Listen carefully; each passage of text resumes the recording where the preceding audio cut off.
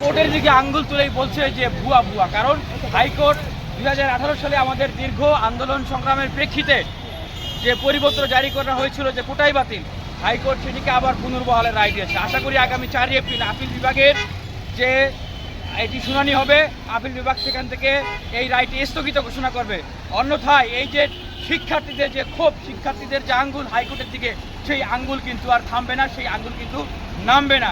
আমি আবারও বলছি যে মহামান্য হাইকোর্টের দিকে এই আঙ্গুল তোলা, এটি কিন্তু চরম রকমের বিক্ষোভ, চরম রকমের হতাশা এবং রাগের বহিঃপ্রকাশ এই তরুণ শিক্ষার্থীদেরকে, এই চাকরি প্রত্যাশীদের। সুতরাং মহামান্য হাইকোর্ট সেটি বিবেচনা করবেন, এই তরুণ ছাত্রদেরকে আর আন্দোলনের পথে ফেলে দিবেন না।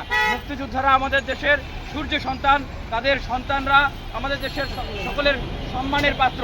সুতরাং তারা যা চায় তাদেরকে তাই দেওয়া হোক, কিন্তু তাদেরকে কেন সরকারি চাকরিতে কোটা দেওয়া হবে, এটি হলো আমার আন্দোলনকারী শিক্ষার্থীদের প্রশ্ন।